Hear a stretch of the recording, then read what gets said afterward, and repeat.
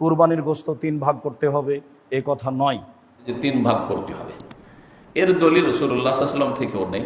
করেছেন কেউ যদি কোরবানির গোশত 3 ভাগ না করে সম্পূর্ণ গোশত যদি নিজেই খেয়ে নেয় তাহলে তার কোরবানি হবে। গরিবকে আপনারা খুব কমই দেন, যে 3 ভাগ করা উত্তম।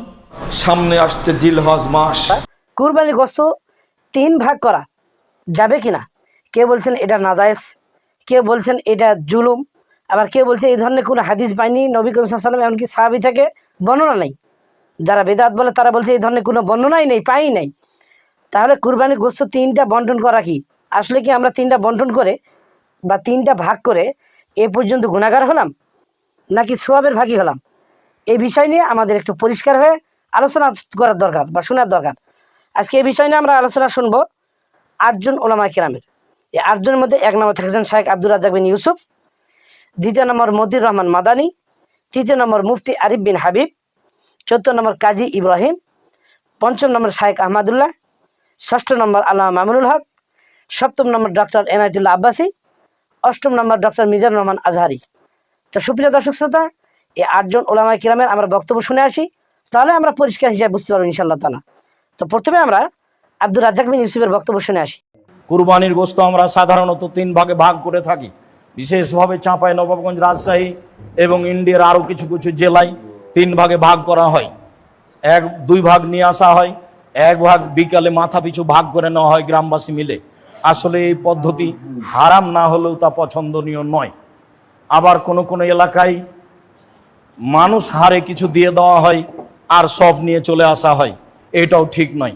হ্যাঁ, 3টার পদ্ধতির মর্মে কোনো হাদিস সহি নেই। যে হাদিস এসেছে যে 3 ভাগের 1 ভাগ নিজে খাবে, 3 ভাগের 1 ভাগ গরিব প্রতিবেশীকে দিবে, আর 3 ভাগের 1 ভাগ ফকিরকে দিবে যারা ভিক্ষে চায়, মর্মে হাদিসটি মানুষের বানানো নিতান্তই জয়ীফ। কাজে এই হাদিসকে দলিল সামনে রেখে কুরবানির গোশত 3 ভাগে ভাগ করতে হবে এ কথা নয়। 3 ভাগ করলে নাজায়েজ হারাম হবে এ কথা নয়। তবে আমরা পছন্দ মনে করি 3 ভাগের 1 ভাগ যে দিয়ে এসেছেন 10-এর মধ্যে এটা দিয়ে এসেছেন, যাক ওটা ভাগ করে নে করা যারা কুরবানি দেয়নি। আমার এক চাচা বলছেন, আব্দুর রাজ্জাক তাহলে তো ওদেরই গোশত বেশি হয়ে যাবে। তো তাতে কি আছে, ওদের গোশত যদি বেশি হয় হোক, কিন্তু 3 ভাগের 1 ভাগ দিয়ে এসেছেন আর নিতে যাবেন কেন? আবার যারা বলছে নিতে গেলে ওটা বমি করার মতো হয়ে গেল, দান করেছে আবার ফিরিয়ে নিল। কুরবানির গোশত অত ছোট জিনিস নয়, খুব দামি গোশত, খুব সম্মানী। দিয়ে এসেছে আবার নিতে গেলে সেটা ওই বমন হয়ে গেল, এই কথা বলা যাবে না। কুরবানির গোশতের উপর এরকম কোনো মন্তব্য করা ঠিক নয়। কুরবানি যেমন খুব দামি পশু, কুরবানির গোশত তেমন দামি জিনিস। একে ফকির মিসকিনকে দিতে শিখতে হবে। রাসূল সাল্লাল্লাহু আলাইহি ওয়াসাল্লাম 3 দিনের বেশি খেতে নিষেধ করেছিলেন। পরবর্তীতে যখন সমস্যা দূর হয়ে গেল, সবার যখন টাকা পয়সা অবস্থা ভালো হয়ে গেল, তখন তিনি বললেন, কুলু ওয়াদ্দাখিরু ওয়াতিমু মা বাদালাকুম, এখন তোমরা খাও, বাড়িতে জমা করে রাখো এবং দাও, যা পারো দাও, যা পারো খাও, যা পারো জমা রাখো। দেওয়ার বিষয়টা আপনার উপরে নির্ভর করে। 2 কেজি দিয়ে বাকি রেখে দিলেন, এটা কৃপণতা। কৃপণতা করে আপনি সফল হতে পারবেন না। অথচ 100 জন নেওয়ার জন্য আছে, কেউ নেওয়ার জন্য নেই, তা আপনি সবই রেখে দিলেন, ভালো কথা রাখেন। অনেকে নেওয়ার জন্য আছে, আপনি সেখানে 2 কেজি দিয়ে বাকি রেখে দিলেন, এটা স্পষ্ট কৃপণতা। এটা মানুষকে বোঝানো সহজ, আল্লাহকে বোঝানো সহজ নয়। হচ্ছে নেকির কাজ, কুরবানি অনেক বড় নেকির কাজ। যেসব মাধ্যম দিয়ে আল্লাহকে খুব বেশি সন্তুষ্ট করা যায় তার একটা বড় মাধ্যম হচ্ছে কুরবানি। সম্ভবপর মানুষ কুরবানি করার চেষ্টা করবে আল্লাহকে সন্তুষ্ট করার জন্য, এই কথাই ঠিক। কুরবানির গোশত 3 ভাগ করতে হবে এ কথা নয়। এরপরে আমরা শেখ মতিউর রহমান মাদানীর বক্তব্য শুনে আসি। কুরবানির গোশত ভাগ করা সম্পর্কে এই ক্ষেত্রে ভারত উপমহাদেশে যে নিয়ম আছে যে 3 ভাগ করতে হবে, এর দলিল রাসূলুল্লাহ সাল্লাল্লাহু আলাইহি ওয়াসাল্লাম থেকেও নেই, কোন সাহাবী থেকেও নেই, সাহাবায়ে কেরাম থেকে নেই। সালাফদের কেউ কেউ নিজে ব্যক্তি পর্যায়ে করতেন যে 3 ভাগ করে 1 ভাগ নিজে খায়, 1 ভাগ আত্মীয় স্বজনকে খাওয়ায়, বন্ধু বান্ধবকে, আর 1 ভাগ গরিব মিসকিনকে দান করে। এইরকম কেউ কেউ বলেছেন ওয়াহু আমালু বাযি সালাফ। সালাফ বলতে সাহাবী, তাবাঈ, তাদের জামানায় কেউ এরকম হয়তো করেছে, কিন্তু কোনো হাদিস আসার এরকম নেই যে 3 ভাগ সমান সমান করতে হবে আর 1 ভাগ খাবেন আপনি, এরকম কিছু নেই।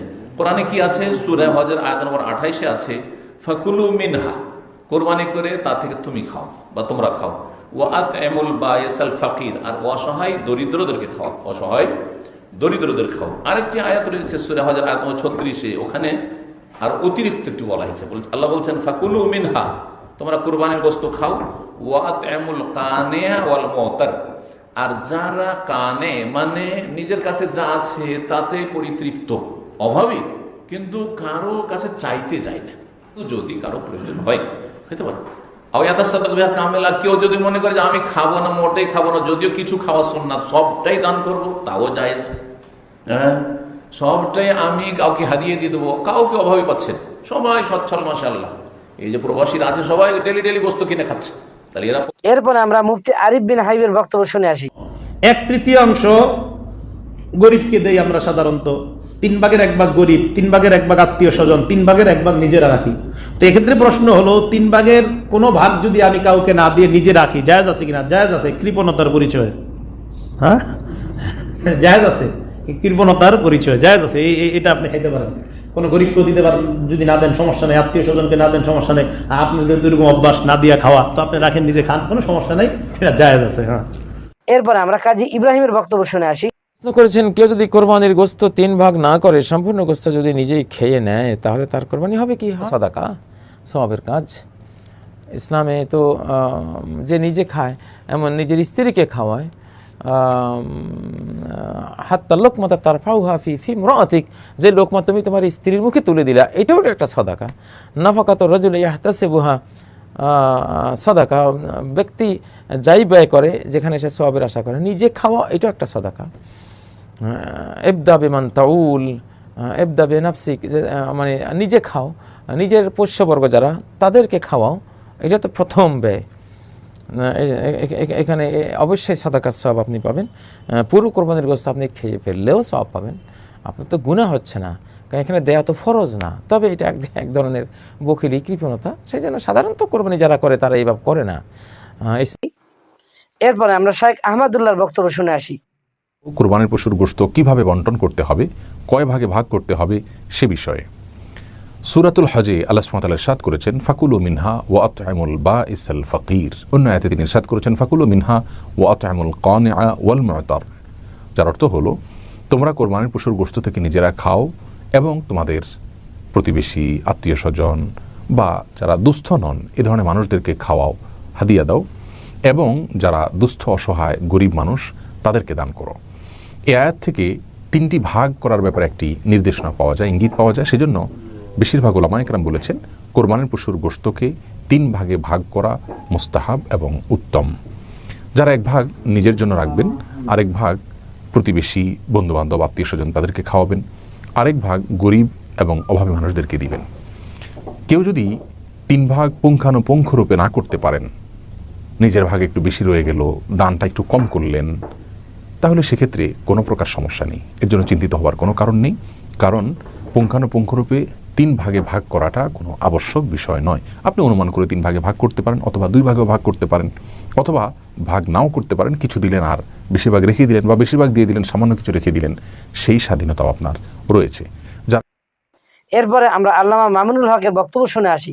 2 ভাগেও ভাগ করতে পারেন, অথবা ভাগ নাও করতে পারেন, কিছু দিলেন আর বেশিরভাগ রেখে দিলেন, বা বেশিরভাগ দিয়ে দিলেন, সামান্য কিছু রেখে দিলেন, সেই স্বাধীনতাও আপনার রয়েছে।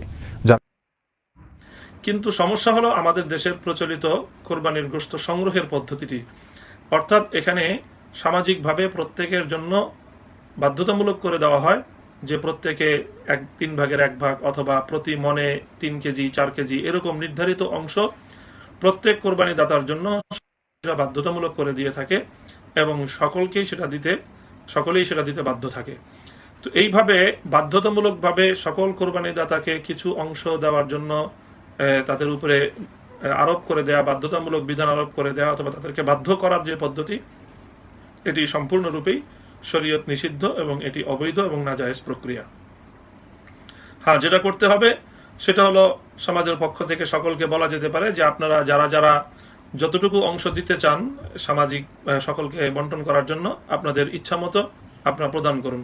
কোরবানি দাতারা সবাই যার যার নিজ নিজ স্বেচ্ছায় এবং নিজের ইচ্ছার অনুযায়ী, নিজের চাহিদা অনুযায়ী প্রত্যেকে যতটুকু দেয় দিবে, এরপরে সেটাকে যে কোনোভাবে বন্টন করা যায়, সমাজের প্রত্যেকের ধনী গরিব এবং কোরবানি দাতা বা কোরবানি যারা দেয়নি তাদের সকলের মধ্যে নির্বিশেষে বন্টন করা যায়।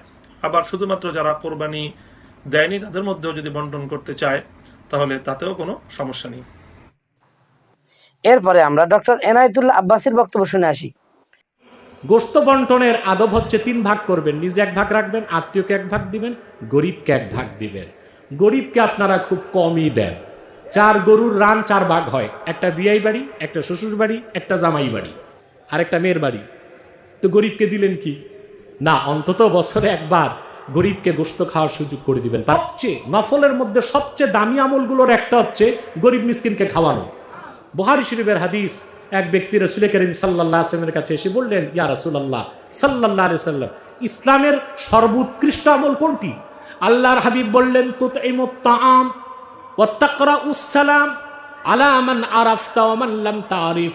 তুমি মানুষকে, মুমিন মুসলমানকে খাদ্য খাওয়াবে, আর যাকে চিনো না যদি মুসলিম হয় তাকে সালাম দিবে। তাহলে গরিব, অভাবী, মিসকিন, ক্ষুধার্ত মানুষকে যদি আপনার কোরবানির গোশত দিয়ে সহযোগিতা করেন, মেহমানদারি করেন, সওয়াব অনেক বেড়ে যাবে। এরপরে আমরা ডক্টর মিজানুর রহমান আজহারীর বক্তব্য শুনে আসি।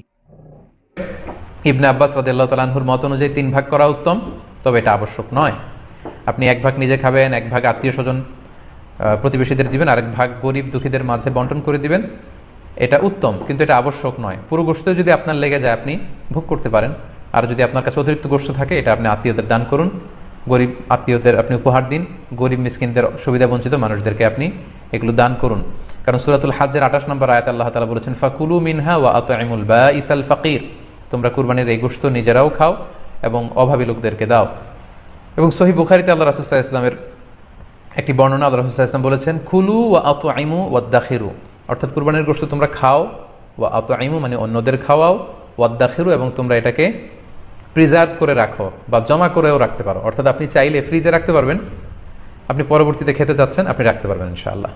সো উত্তম হচ্ছে 3 ভাগ করে 1 ভাগ নিজে খাওয়া, 1 ভাগ আত্মীয় স্বজনদের প্রতিবেশীদের দেয়া এবং 1 ভাগ অভাবী সুবিধা বঞ্চিত গরিব মিসকিনদের মাঝে বন্টন করে দেয়া। এবং অবশ্যই যাদের সামর্থ্য আছে আপনারা বেশি বেশি কুরবানি করুন, এবং এই কুরবানির মধ্য দিয়ে আমরা অনেক প্রান্তিক জনগোষ্ঠী, সুবিধা বঞ্চিত মানুষ, তাদের কাছে আমাদের সহায়তাগুলো পৌঁছে দিতে পারবো।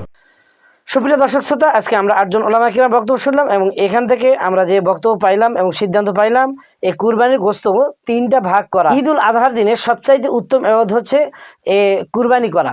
তো আপনি ওই দিন কুরবানি করলেন, আপনার আশেপাশে যে সমস্ত গরিবরা রয়েছে তাদেরকে আপনি গোশত ভাগ করে বন্টন করে দিলে অবশ্যই তারাও আপনার এই আনন্দের সহিত মিলিত হয়ে গেল। তবে অধিকাংশ ফাকাহে কেরামগণ তিনারা বলেছেন এই গোশত ভাগ করাটাকে, 3টা ভাগ করাটাকে মুস্তাহাব বলেছেন। তবে কেউ যদি এতে মনে করে যে 3টা ভাগের হয়তো 2-1 টুকরা কম হলো, এইটাতে ওইটাতে আমার কুরবানি হলো কিনা, এটাও মনে করার কোনো বিষয় নেই। আবার কোনো পরিবারের যদি সম্পূর্ণ গোশত লাগে তাহলে সে পুরোটা খেতে বেরাতে কোনো সমস্যা নেই। আশা করি আপনারা বুঝতে পেরেছেন। আর আরেকজন ভাই প্রশ্ন করেছেন যে আপনার মুখ দেখতে চাই না, আপনি কেন এখানে বসে থাকেন? তো ভাই, ওই ভাইকে আমি উদ্দেশ্য করে বলতে চাই, ভাই আমার অপরাধটা কি? আমাকে এতই খারাপ লাগতেছে আপনাকে কেন? হাবশির একজন গোলাম, বর্তমানে নাইজেরিয়া যে সমস্ত লোক আছে তারাও তো কত ময়লা কুৎসিত, তো তাদেরকে তো মানুষ এক সময় এই মুআমালাত মুআশারাত করতে করতে তাদেরকেও ভালোবাসার স্থান করে নিয়েছে। তা আমি ওই ভাইয়ের উদ্দেশ্যে বলতে চাই যে ভাই অবশ্যই আপনি আমাকে ভালোবাসেন, এটা আমি জানি। তো কোন সময় যে আপনি আমার দেখতে দেখতে ভক্ত হয়ে যাবেন ইনশাআল্লাহ তাআলা, এটা আমি আল্লাহ তাআলার কাছে আশা করি দেখতে দেখতে আপনাকে ভালো লাগবে। আমার তৌফিক ইল্লা বিল্লাহ। ভালো থাকবেন। আসসালামু আলাইকুম ওয়া রাহমাতুল্লাহি ওয়া বারাকাতুহু।